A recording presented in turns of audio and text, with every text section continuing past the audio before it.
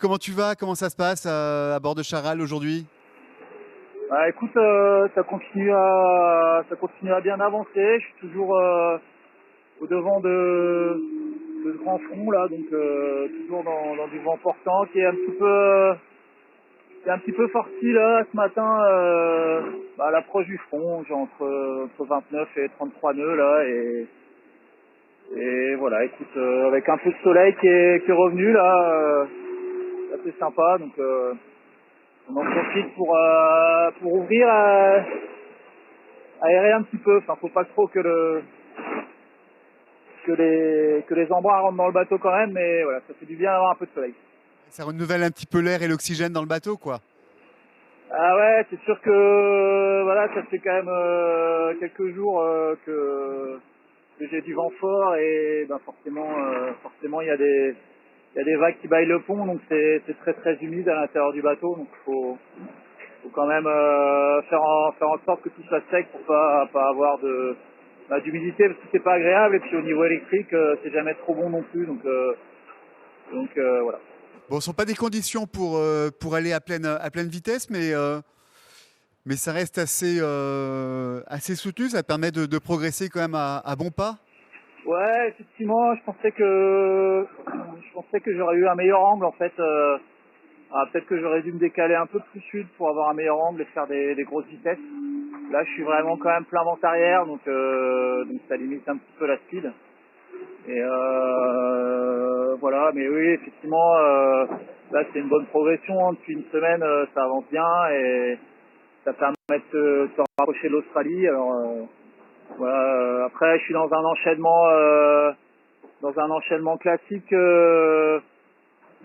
front devant la dépression, et puis une fois que le front est passé, là demain, je vais aller buter dans la dorsale anticyclonique. Et puis il y aura un autre front qui va me cueillir en approche de sud Lewin là. Voilà, ça c'est le schéma classique. Après, je me méfie là d'une dépression qui a l'air de se creuser justement le long du front au niveau de la Tasmanie là, pour aux alentours de Noël. Ça a l'air assez violent, donc voilà, je la regarde de près et faudra peut-être ajuster la trajectoire par rapport à ça. Où tu as pris la bonne habitude de passer quasiment un bateau par jour. On se dit que le 10 janvier, tu peux être en bonne position. Non, non, je fonctionne vraiment déjà à trouver le bon rythme, hein. Voilà, donc tu vois, là, j'y vais quand même pas comme un fou. J'ai eu quelques soucis techniques là ce matin, donc tu vois, tout de suite, quand il faut les régler, tu ralentis, donc c'est quand même soumis à ce que tout fonctionne à bord. Moi, mon objectif, vraiment à long terme là, c'est vraiment d'essayer d'avancer correctement tout en gardant un bateau vraiment en bon état jusqu'au Cap Horn en fait. J'ai vraiment envie de passer le Cap Horn avec un bateau qui sera pas loin de 100% de son potentiel pour dans la remontée de l'Atlantique, s'il y a des opportunités, pouvoir les en profiter à fond quoi. Pas dans la remontée de l'Atlantique et à me dire ah c'est con, si j'avais eu le bateau à 100%, là il y avait une opportunité, donc voilà, là j'essaie vraiment d'être un peu dans la gestion. Et l'objectif c'est de passer le Cap Horn en bon état. Alors c'est sûr que si j'ai pu réduire la distance avec les bateaux de devant, ça sera mieux, mais voilà, je suis vraiment là dans la gestion du rythme et dans la gestion du bateau. Et puis les garçons, les filles ils naviguent bien aussi, hein, faut pas croire que c'est facile de les doubler. On voit qu'au Giro là, depuis que je suis passé à côté de lui, on sent qu'il a un peu augmenté le rythme parce il a envie de s'accrocher. Devant Pipé, tout le groupe de Pipé Areux, ça navigue super bien Pipé, c'est des belles trajectoires, donc voilà, ça c'est pas un bateau un jour, c'est pas si simple que ça. Et voilà, et puis encore une fois, je pense que la notion du rythme que tu es capable de t'imprimer toi-même et de l'objectif à long terme que tu t'es donné sont vraiment importants, plus que les places que tu gagnes au jour le jour.